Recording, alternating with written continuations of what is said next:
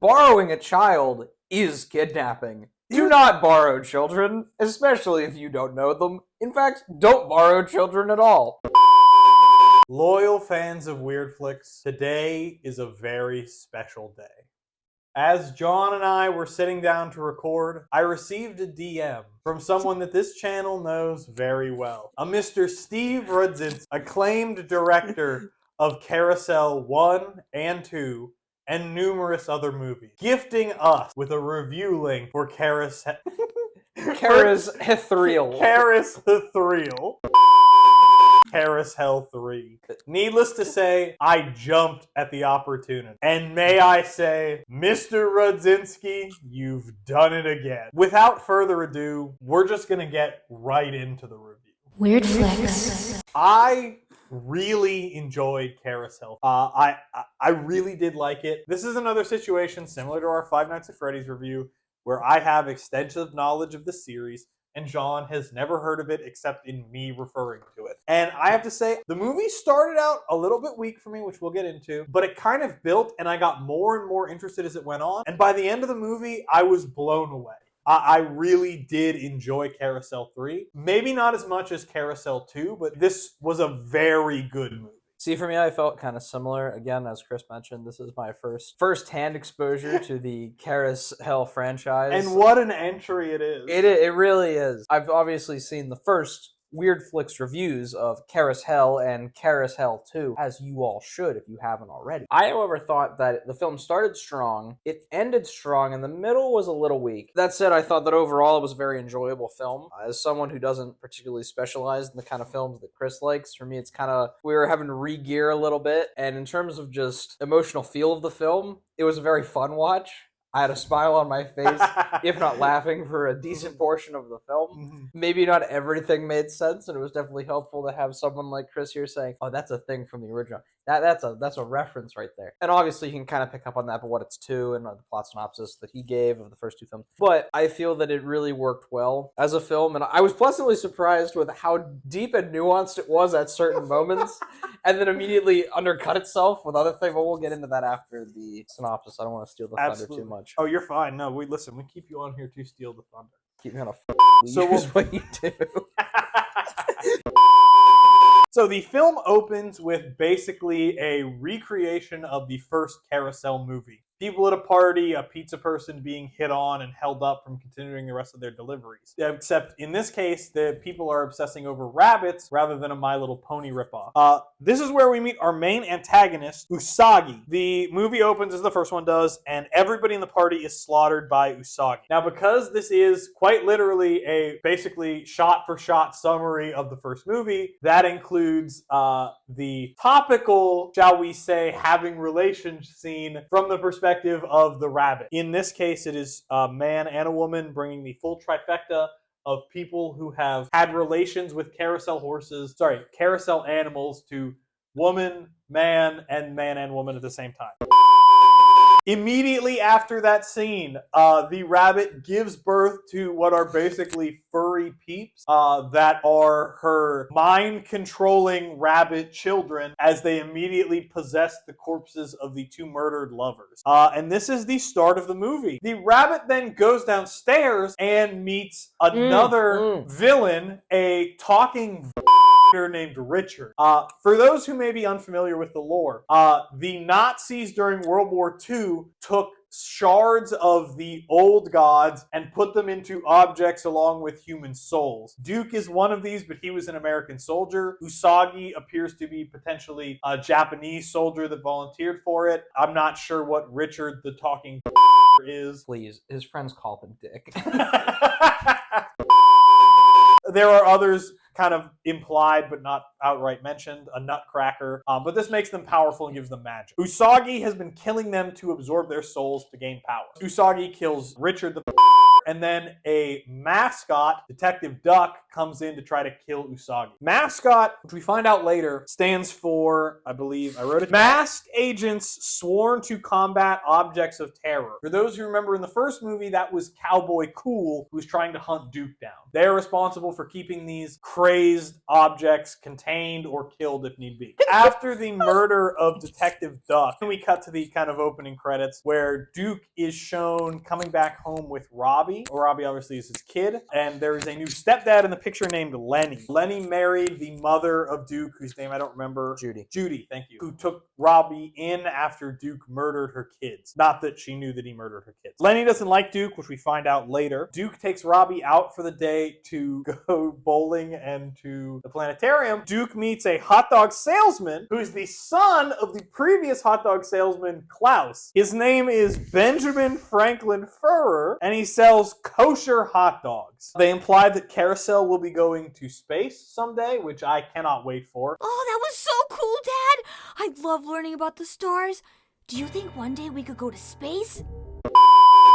This is where we see from the first film, as was teased in the after credit scene of the last movie, Joe, the pizza guy, is back. He is now working for the mascot organization and still has beef with Duke for indirectly causing the death of his dog by putting him in the hospital, and so his dog died because there was no one there to take care of it. Otis Barkmeyer, may he rest in peace. Joe threatens Duke, and then Duke takes Robbie home and eventually comes across Usagi again, who threatens Duke and tells him he's taken Judy hostage, as well as he has to kill Joe if he wants to save Judy, and Duke owes Judy because she took care of Robbie for years and years. Duke then goes back and sees that Lenny has been attacked by her children. Duke goes to rescue Robbie, and Joe is there protecting him. Joe begins to fight Duke as Joe has a lot of pent-up rage due to the death of Otis Barkmeyer, and he shoots Duke. And then the movie fades to black as we get ending A, bad, and then A is in parentheses, decision. Then the movie starts over from Joe's perspective, and we see what Joe was doing while Duke was taking care of Robbie. He was investigating the murder of Detective Duck, finding Usagi, and making a deal with Usagi to kill Duke because of his pent-up rage for the death of Otis Barkmeyer. Joe's handler in the mascot organization is the best character in the movie by far, Radical Rat, greatest character. So this is very clearly an homage to Bill and Ted's Excellent Adventure. This character is simply the best. This is akin to a Chuck E. Cheese rat who speaks like Bill or Ted from Bill or Ted's Excellent Adventure. And this character is in fact excellent. It is in fact one of the best parts of the film. A most triumphant character. Most triumphant. Radical Rat is trying to talk Joe off this path of vengeance because Joe has somewhat irrational feelings about killing Duke. There's obviously a deep-seated history, but Duke is actively killing evil objects, making him good in Mascot's eyes. Joe doesn't agree and takes Usagi up on her deal, kidnap, basically borrow Robbie to lure Duke out. And then the fight scene happens again. And I want to really quickly mention, I apologize for taking this aside, this movie makes great use of repeated footage because there are several scenes that are either just from another character's perspective at that same time, or just the same scene over again, which with the added context really brings a lot to it. So we get to the fight scene again. Duke and Joe face off, and we get to the same scene where Joe shoots Duke, and we get ending B, best of the best. Then the movie continues with the shared Duke and Joe perspective, as Robbie comes out to kind of save Duke, and Joe can't go through with killing him because he sees Robbie as an innocent. Joe breaks down, and Joe and Duke agree to team up to stop Usagi. They go back and meet Radical Rat, and they figure out that they're keeping Judy in a different place than Usagi is located, so they have to split up. They go, and Joe fights several wrestlers that have been taken over by the mind-controlling spawn of Usagi. And then he goes down to the basement. He can't talk Ben down from shooting Judy, so Joe has to kill him. We then cut to Duke sneaking into the location Usagi is in. He manages to take out her henchmen, square off against her. Robbie comes to kind of help Duke fight Usagi. It looks like they're on the ropes for a little bit, but Joe shows up and manages to shoot Usagi, distracting her long enough for Robbie and Duke to team up and blow Usagi's head, which is in a very excellently done scene.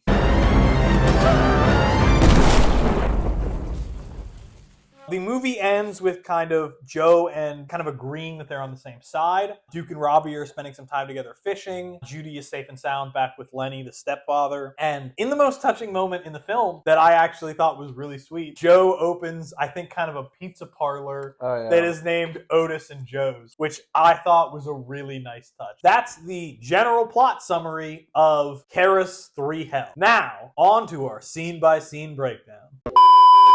All right, I've been told that a scene-by-scene breakdown is not the correct terminology. Now we're going to go through all of our notes that we took about the movie now that you guys have a general idea as to the plot. So the movie starts with an equivalent of a Goodfellas-like opening where it's people walking through a party. So this movie, right out of the gate, is as good as Goodfellas, I would say. Don't call this movie Goodfellas. It's Best Fellas. Scorsese actually produced this film.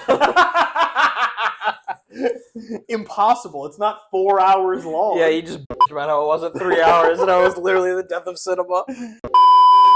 I thought the first kill of the movie was pretty good, where a guy approaches Usagi and just asks if she's a carousel rabbit. Are you a talking carousel rabbit?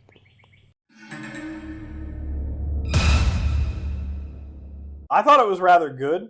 What did you think? I mean, obviously, I am not expecting this to have, like, the highest caliber effects. That said, I think effects were very good. I mean, you could obviously very clearly tell that these were the same swords that you saw the characters swinging, then cut down to match the actor's face with blood effects. But, again, you can't watch this movie and nitpick, like, oh, that effect wasn't very good. There were some of the effects that I think really held up to snuff. Like, there was one where a guy gets his face just completely removed and keeps going then. And I feel like that was really impressive because it'd be one thing to have that as like you kind of switched out the actor's head for a fake head with the face removed and like blood effects, but then have him keep moving and keep like there was a surprisingly very well done effect. Yeah, I feel like that was very well utilized. Honestly, I don't even know that it was that well utilized. It was kind of like it was all right. I thought it was almost a gag, but I feel like that was one of the best death effects they had in the movie. It's the same movie opening scene as the first movie, which admittedly took me quite a while to figure out. It's just the plot. I feel a little embarrassed it took me that long. We get to see the Kill Bill eye gouge.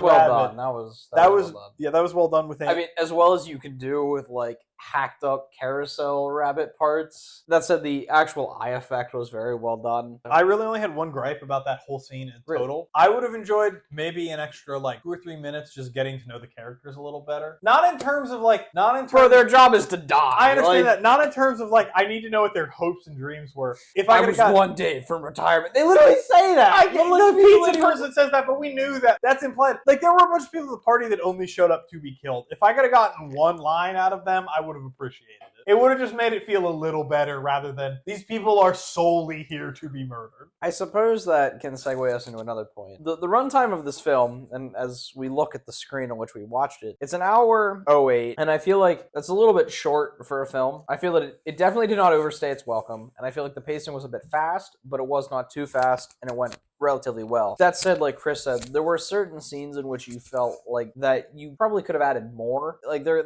could have been more to this movie. There could have been more development. There could have been a little bit more time spent in maybe the transitions, easing those landings, maybe not running at a complete breakneck speed all the time. An extra 30 minutes, in my opinion, might be pushing it a little bit much. Yeah, no, for sure. An extra 10 or 15 minutes, though, would have made this movie, in my opinion, the perfect length. I agree, yeah. I think that would have given a little more time to flesh things out, ease some of those transitions, as John mentioned. I consider that a positive. Wanting more of a movie, really not a bad thing. It's nice to be able to make it through a movie and just be like, yeah, that was a refreshing, brief runtime. I'm looking forward to the director's cut of the director's cut. Give me the Snyder cut of Caroushell 3. Give me the Rudzinski cut. I gotta see the Rudzinski cut.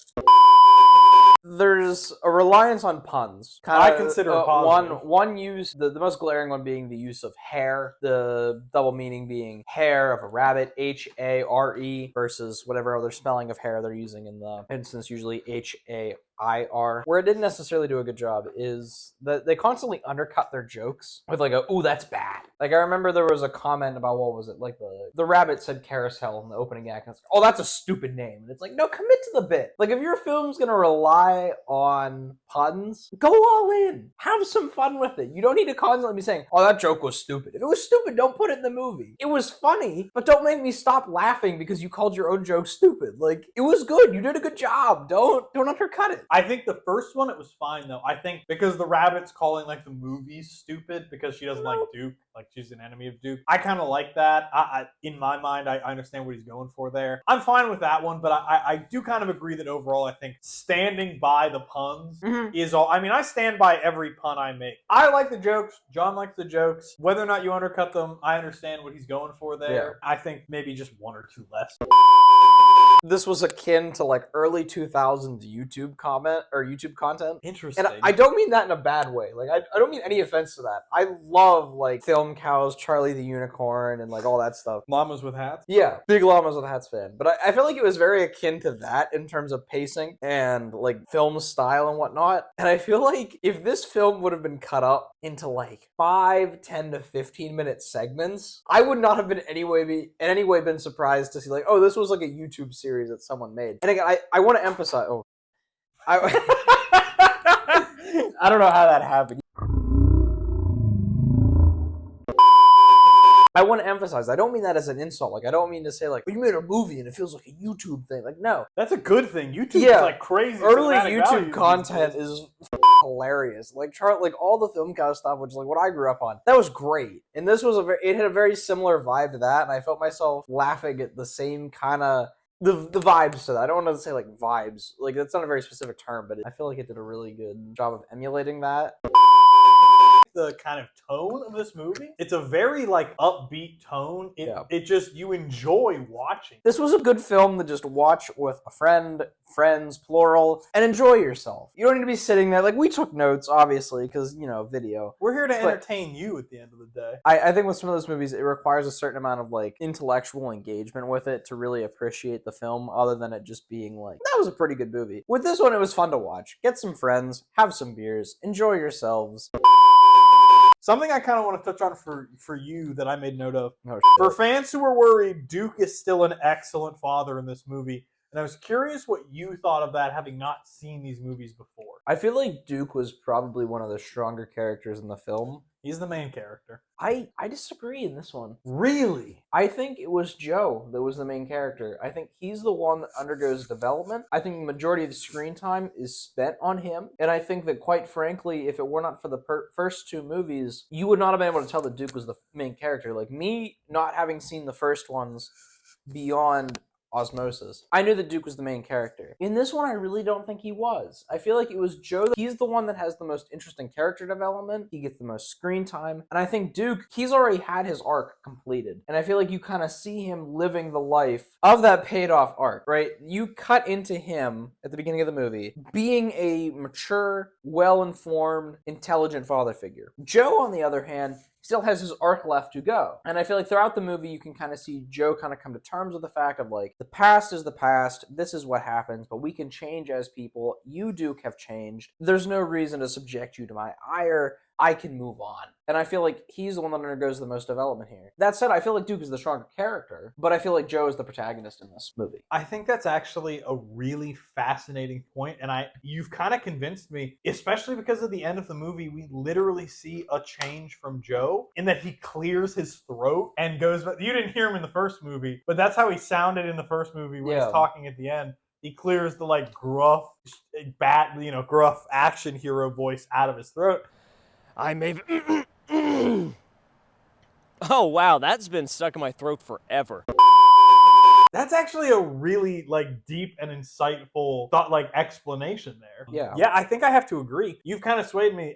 This is Joe's movie. This is Joe overcoming the trauma of his dog dying and learning to move on and grow. Well, and I feel like this is something I starred in my note sheet, so you know it's important. I feel like the message of this film is kind of I wrote overcoming in the notes, but I feel like it's kind of addressing your past and how you choose to deal with it. There's the three principal characters in the movie. You have Joe, Ugami, and Duke. And with Duke, I feel like you have a fully finished character. He's undergone his arc. He's changed from the first movie into the second, become a father figure, learned what has happened in his past, how to deal with it, given vengeance to those who deserve it, forgiven those who deserve it, and he's moved on. He's progressed as a character. He's doing good in the world now. Then you have Joe, who can't get over what happened to him. He was subjected to a cruel fate by Duke, and that wasn't right. His dog died. Medical bills racked up. And now he's working for an agency dedicated to trying to stop these objects, and he can't get over what happened to him. He's stuck in the past. Ugami, on the other hand, is trying to exploit it, right? You have like this, I was birthed from the old gods. I will become the old gods.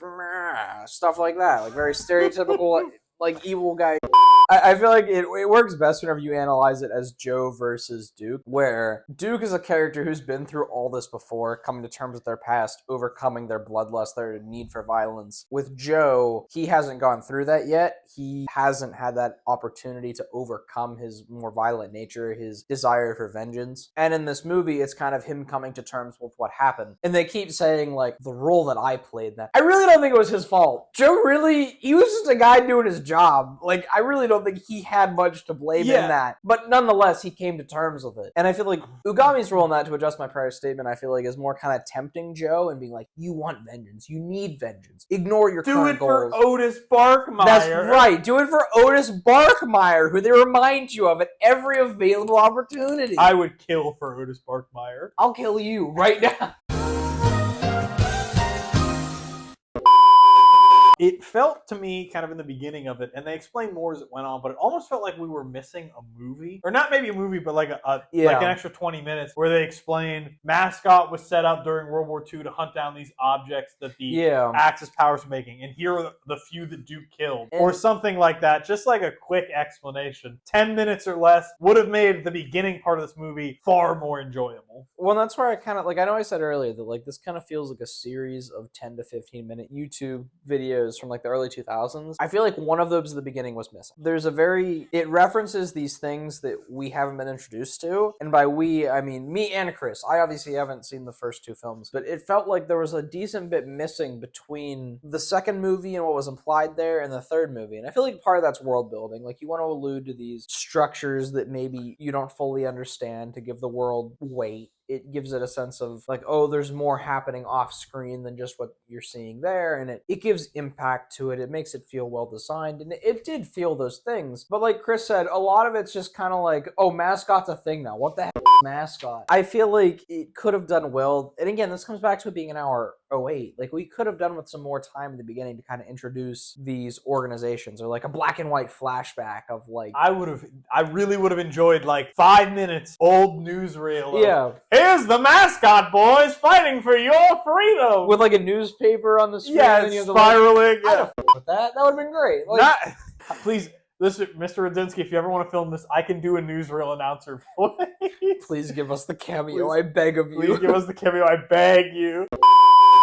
Let's move on to something a little lighter of a discussion topic. Rather than the moral center of the film. Yes. Let's talk about Radical Rat. We love Radical Rat! I really just want to talk about Radical Rat. They're a great character. I think they brought a lot to the film. I really enjoyed Radical Rat. I wouldn't say they necessarily, like, I don't think there's any character, like, that brought a lot to the film. Like, it's an hour away. Like, we're not bringing a lot of anything. That said, Radical Rat was a really, really good character. I love Radical Rat. And I appreciate Radical Rat's inclusion. I would buy a Radical Rat t-shirt. I'd buy a Radical Rat plushie. I would buy a Radical Rat plushie. That's a great idea. Steve Radzinski, get on that. Where's the Radical Rat merch? I feel like Radical Rat had some good moments of like, check yourself, bro. Like, what are you doing? This is a bad idea, but it's the only idea we have. Go for it, but don't wig out.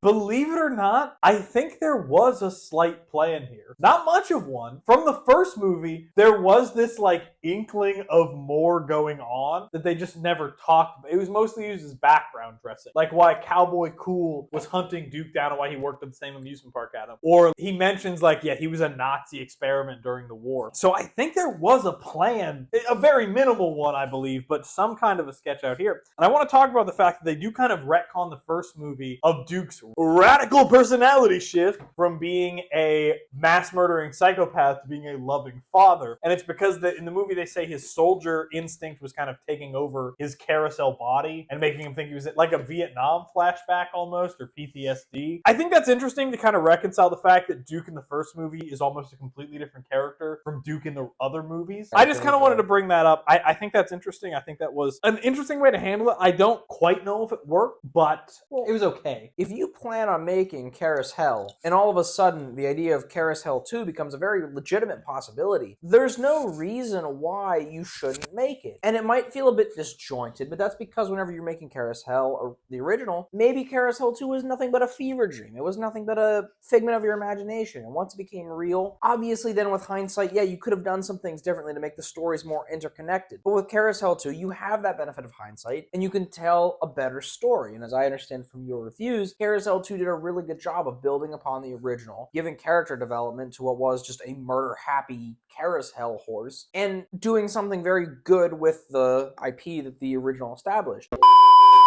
I actually do think that this movie, surprisingly, did make almost a good entry point into the series. I think in kind of a way of that it didn't ask too much of you. There wasn't a lot of like in-depth things that it could reference. But I feel like even as I was watching this, like if I hadn't seen the first two, I'd get the general idea. Duke has a past with these guys. He killed some people in the past. There are clips from the first movie. I thought that was actually pretty well done in terms of like, if for some reason you're watching Carousel 3 before the other two, again, I think the newsreel would have made this a lot cleaner of like an entry point if people wanted to enter for some reason in Carousel 3. But I think that newsreel would have really helped. But again, I think it was very well done.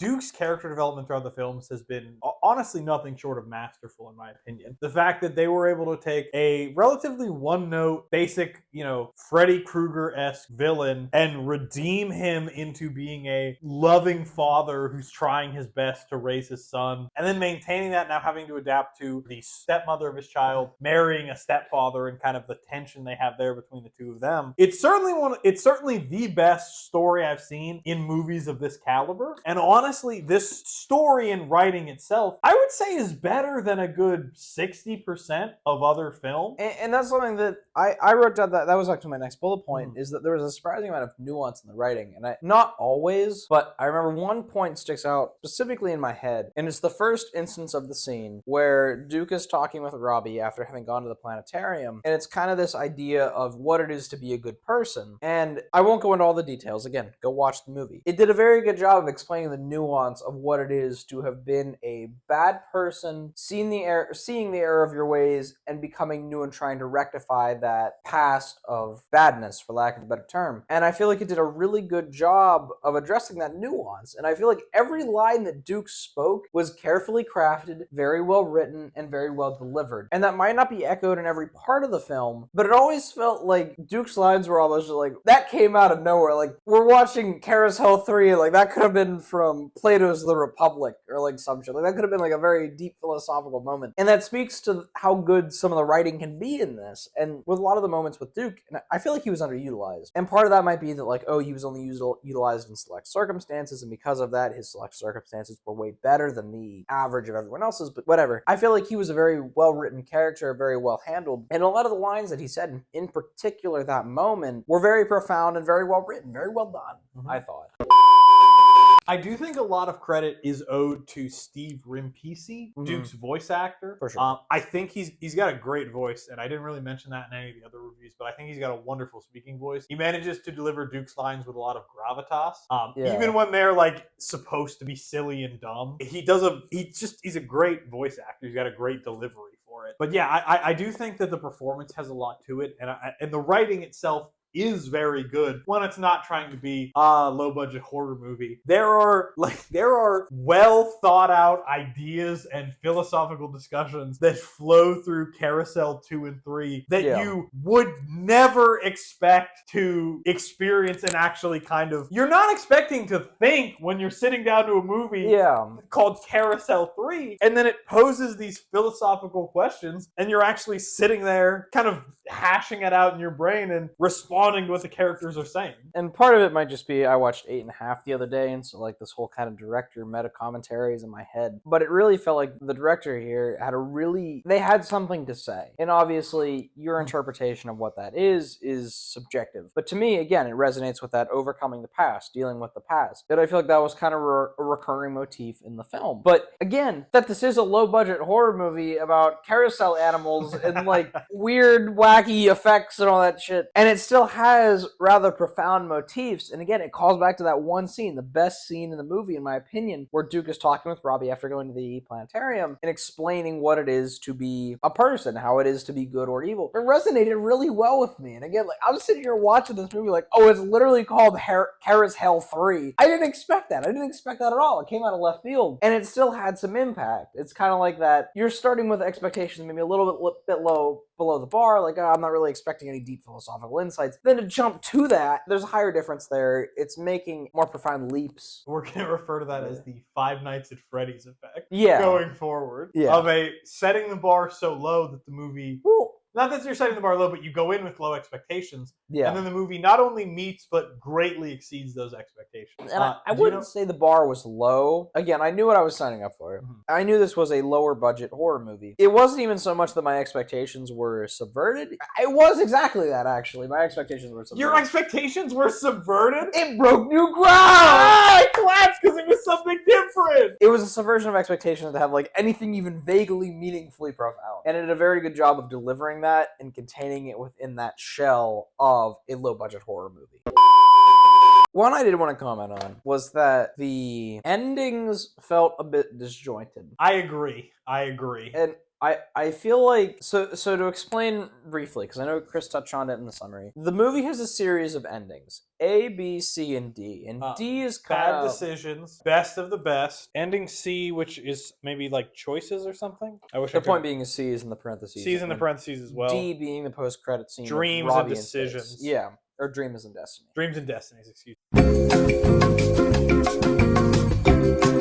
The point being that there's a series of endings, and of those, it's the A, B, and C that matter, D being the post-credit scenes and scene and an allusion to future films. Not that there's anything wrong with that, but it's just the A, B, and C we're talking about here. I felt like the initial cut to the A ending was very jarring, and it really didn't make sense. And I've watched some wacky films. I've watched black and white Italian films from the 50s, and those are weird. Even this was like, I really don't know where we are in like the time frame. I don't know where we are in the scheme here. And it came together eventually, but I feel like my one grievance is that it almost would have felt better to me if everything just kind of flowed in chronological order, and maybe at times you had like an flashback to the scene of like Joe talking with Hot Dog Man and Ugami and kind of like putting in perspective his actions at that moment, as opposed to a whole different like ending A and all that stuff. The hard cuts made it very jarring, and I feel like you were removed enough from a scene that whenever it repeated scenes for me, I felt like that was a weakness in the film. I can see that. My suggestion would not be to film it all in one go. I do kind of like the rewinding and showing from another perspective. I would have suggested physically rewinding the film, showing like one of those classic, like, rewinding the tape effects, and then when you VHS sound effects. When it stops, now we're in Joe's perspective, and you kind of it clicks a little better. Oh, we're seeing the same events from a different perspective. Mm-hmm. And I will touch on the kind of reuse of film. There are several scenes in this film that are literally just the same footage used over again. I applaud that level of efficiency because when they're used,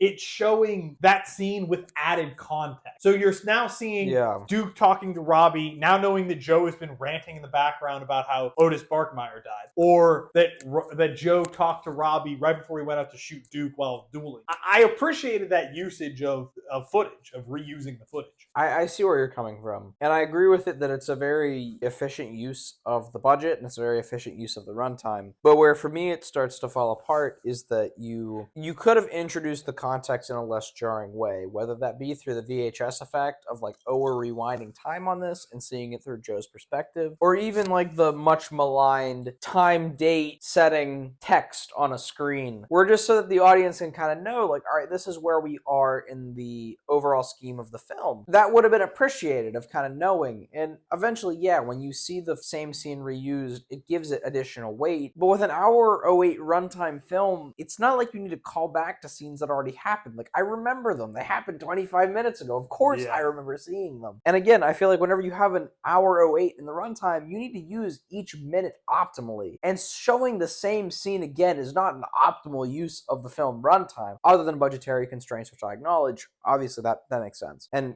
I will not fault anyone for that. Obviously, yeah, budgetary constraints, you have to reuse footage, sure. But I feel like it would have been beneficial to have less utilization of reused scenes and a better demonstration of how that added context impacts the scenes you've already seen. And hindsight 2020, the movie's cut, made, whatever. I feel like that could have made maybe a better, more impactful product. And again, it would have made it more clear. I feel like it would have made it more intuitive in viewing.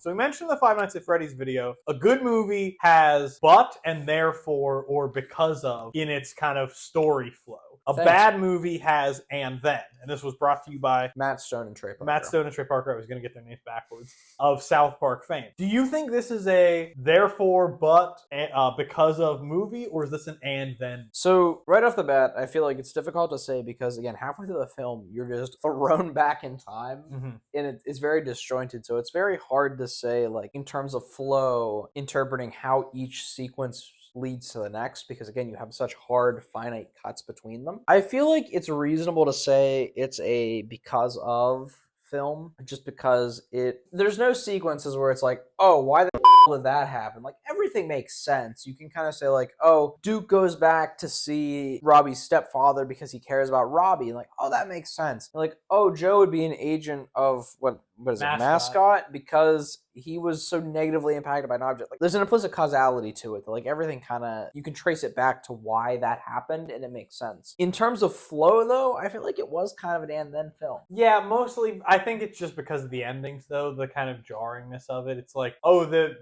first set of scenes is ended, and then we go to see what Joe's perspective. But then even in the beginning, it's like, oh, the rabbit shows up and kills everyone, and then the rabbit people, and then the rabbit has children, and then the rabbit children, like, to be fair, manipulate the that's people. specifically the first It's specifically movie. the beginning, but you can say that for anything. No, not that it's specifically the beginning. That's specifically referencing the first movie, which is kind of an and then movie. Yeah. Because it's a stereotypical genre horror slasher. But then that can be said throughout the entire film then, too, of like, Robbie goes to the planetarium with Duke, and then they meet Joe, and then Joe meets the other people. Well, so actually that's like, kind of interesting that you say that, because it seems like an and then movie at but first. Because Joe, you see but Joe then we see their perspective, and then it becomes a because and therefore and but movie, where it looks like and then Joe shows up, but we actually know because the rabbit told Joe where Duke will be, he shows up, and because he sees Joe, he starts ranting about Otis. So I think the added context turns it from an and then movie to a because but therefore movie. I agree, but even at the end, it's just kind of like that. That's just a joke, though, at the end with the end credits scene. I guess. I don't want to say this in a mean-spirited sense, but I feel like this isn't the kind of movie where I would sit there and really try to, like, pick it apart of, like,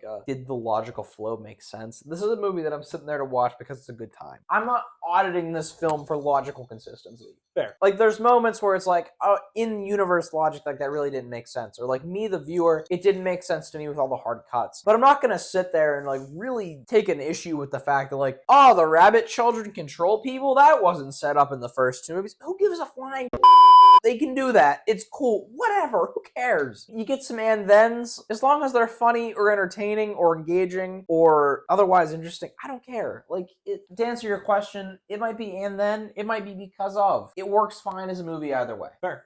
I agree. This is a good movie.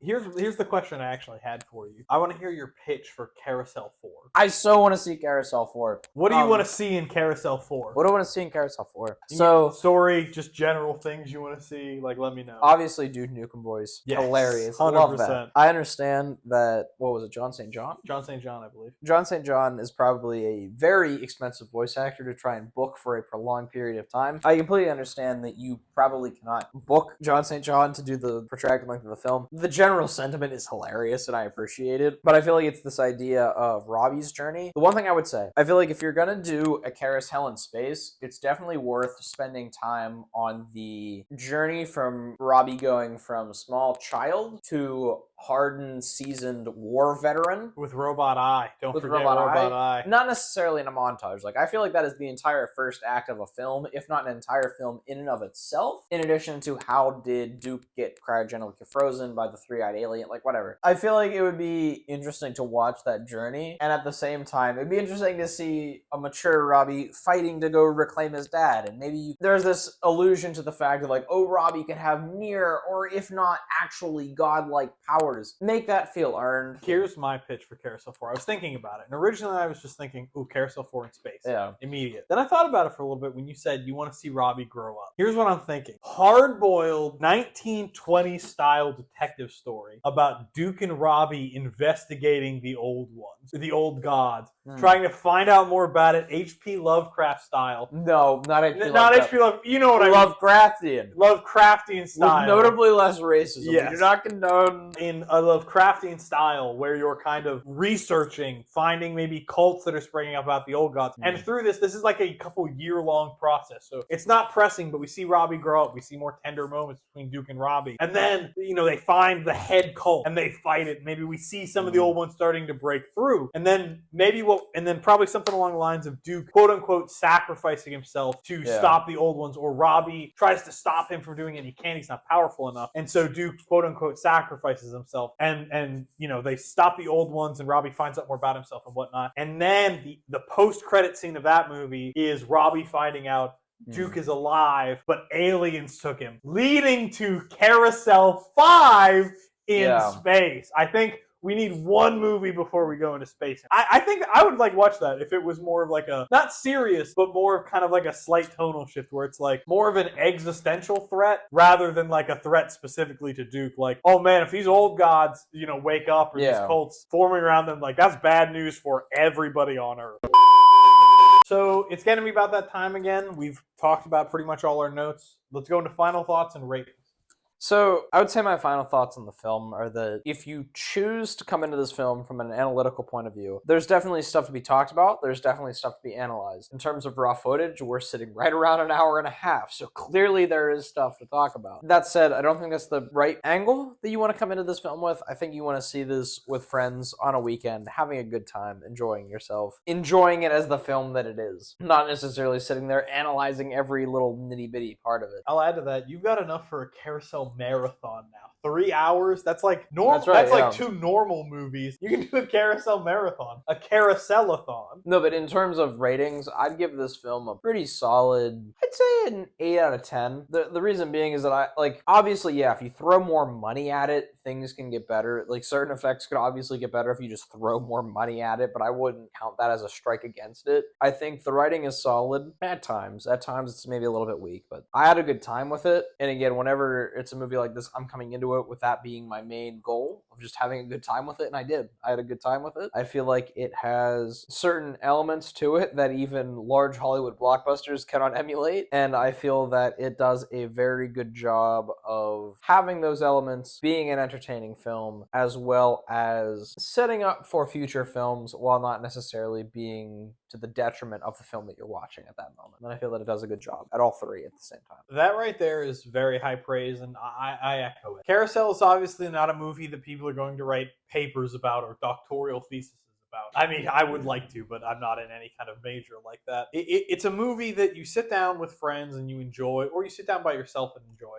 You laugh at it, you think, you're left with a couple of philosophical musings, and you just have a good time watching a carousel horse try to be a dad, fight Nazis, or square off against a carousel rat. there's so much going on in this movie that it is worth a watch, especially for the price of free on Tubi. I would maybe give it, after kind of all the discussion we've had, a 9 out of 10. I was originally going to do an 8 out of 10, but I thought about some of the more philosophical aspects that I don't really care about because I watch movies like this for fun and profit.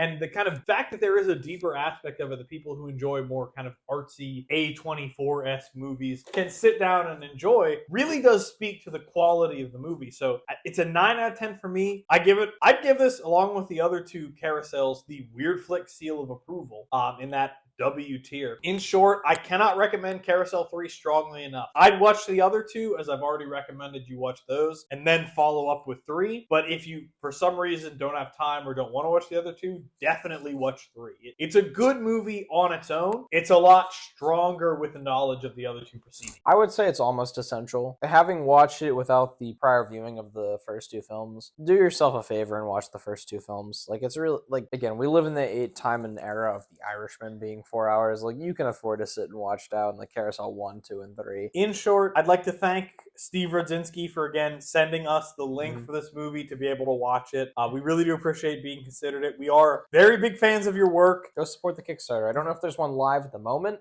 but, brief Googling, I found a Kickstarter. Yeah. Look into it. You can support films like this, and I would highly recommend it as well. And that's coming from someone who's not a big fan of, like, paying $12 to go to the theater. Support this movie. It's a good movie to see. Support the low-budget indie films in this genre. Like Chris said, buy the DVD. If you can't afford the DVD, there's a Kickstarter program. And if not, Chris mentioned it's free on Tubi. We'll see if that's true or not, but it is free on Tubi's free, so it's free on Tubi. Again, thank you, Mr. Rodzinski, for sending us the link. We appreciate it. We're big fans of your work, even if we can be sometimes a bit critical of it. But, we do it out of love. We do think the Carousel series is one of the better movie series out there, in my opinion. Thank you again. If you're ever looking for cameos in the next movie, we live in Pennsylvania. We're always available. Please let us know. You have our contact info. I would personally buy a Pete's Pizza shirt. Where's the merch? Where's the Carousel merch? We'd both wear Carousel merch. In short, thank you again for your support of the channel and commenting on our videos. We really appreciate that you're willing to reach out to us fairly low-level reviewers with but 160 subscribers to our name and giving us the time of day. So thank you again. And of course, thanks to you, our lovely viewers, without whom support we would not sit here week after week watching these movies and reporting on whether or not they're worth a watch for your enjoyment. Thank you all for watching. Please be sure to tune in next time. We'll be covering Shakes the Clown, or perhaps a Thanksgiving themed adventure. Feel free to comment, like, subscribe, all of that stuff. And last but not least, remember, Weirdflix watches what no one else will. I, Skeletor, shall rule over the objects. One place with all these moving parts. Yeah, it's like I never left that amusement park.